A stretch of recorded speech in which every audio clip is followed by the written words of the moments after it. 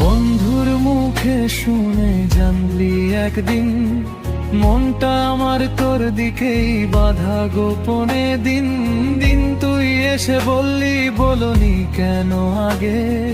চোখে চোখে উত্তর, ভাষা নেই ভাগ্যে। যা ছিল নীরবতায় আজ তা উন্মোচন।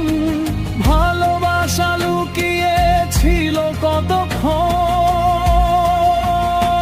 বলে দে আজ, দেরি হোক না, এই গল্পটা শেষ হোক ভালোবাসায় গাথা।